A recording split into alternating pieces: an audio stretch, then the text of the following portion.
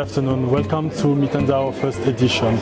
The Mitandao event is actually aimed at bringing together entrepreneurs and professionals within the South African context in order for us to be able to grow, to be able to increase the engagement between small business owners, entrepreneurs, but also see how we can learn from each other, learn from the experience of each other and grow as individuals.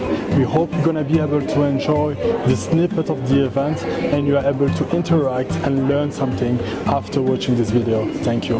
Hi, my name is Marlene Bandekele and I am at the 243ProNetwork event, and this is such a wonderful event as it connects people to share their crafts, and I believe in the power of unity.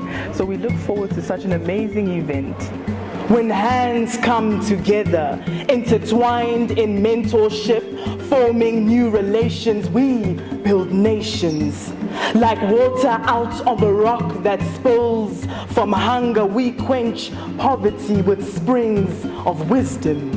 Inviting education to foster development, from an idea to reality, uplifting the community is our social responsibility. Connecting the people, the power of unity. Like branches that form a tree, we are roadmaps leading to a better society. And believe me, you don't have to attend traditional cocktail parties, etc., in order to network. If you're like me and you're an introvert, perhaps getting a coffee with somebody and having that one-on-one interaction with someone will be the better way of networking for you. So it's best for you to just find what works for you and go for it and network. We need to be able to pay it forward, give to others, even if you feel like there's not much. The little bit that you have can really uplift and assist the next person, because that's how we're going to be able to build our community, and that's how we're going to be able to grow as a community. In 2019, I started my company because I saw that the lack of proper treatment, the lack of specialists in developing countries like Congo and other countries. So currently I'm focused in Congo. I'm busy with the school health project, still in the initiation phase. There's an old perception, it's not these Congolese, but the old Congolese were usually late. So you made the watch to remind them. You can just take us through why the watch and why now? From the time I was done with university, I told myself, okay, architecture is about designing buildings. But can we only design buildings? We can design many things at the center. That's when I had the idea of designing watches. And today we have the Gelange Katende, which is the first Congolese watch company that you can see here. From that point, it was gone. We started it in 2020, during lockdown, when everyone was complaining about losing their jobs. It was a good opportunity for us to start the club. That I have built video games, so we build video games but specifically for education. So we create the fun into educational content, which are mostly considered as boring things. So we try and make it a bit more fun, and obviously at the end of the day is to try and have an institution or to try and have schools which are not dependent on a physical environment. Developing countries, what they fail is, I think somebody can guess, is the distribution of food, right? Because when you take, for example, Congo, because in the context of Congo here, you have the food that is produced in a great quantity in the eastern part of the country, right? So in Kivu, in Goma, you have potato, beans, you have great food, you have fishes in Tanganyika, in the lake there, you have fresh meat in Equator, in Bandaka.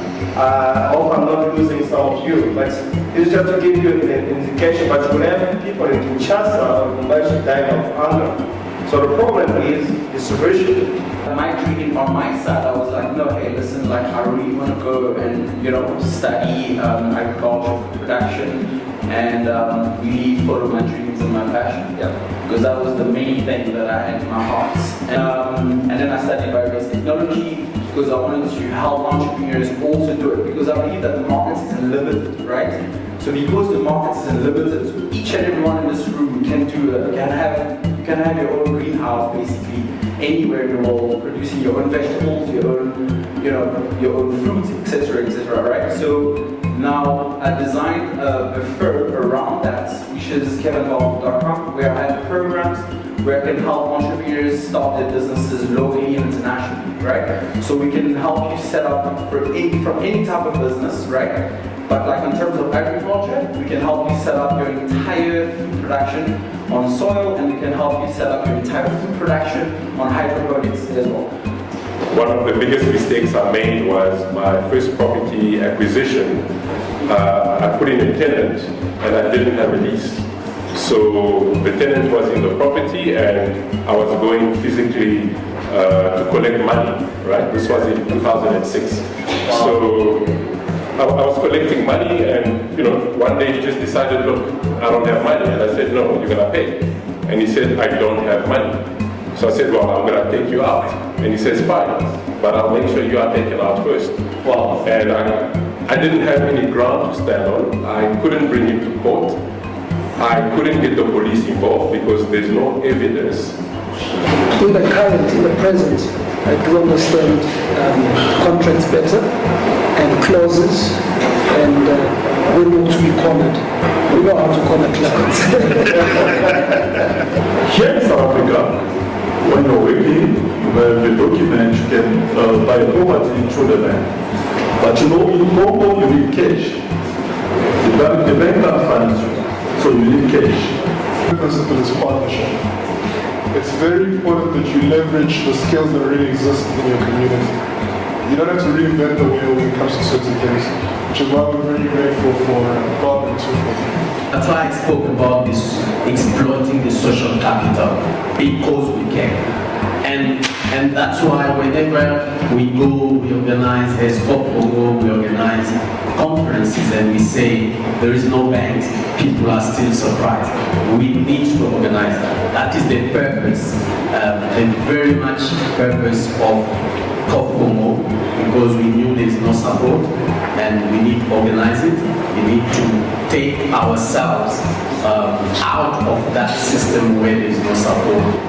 What are the challenges that people may face here, whether as South African or Congolese, foreigners in general, because this is more at the structural level, because funding is there, but what are the obstacles? The challenges that I see in terms of access, so your statement's quite true. Is there funding available? Absolutely, there's no doubt in my mind. What then prevents SMEs from accessing that?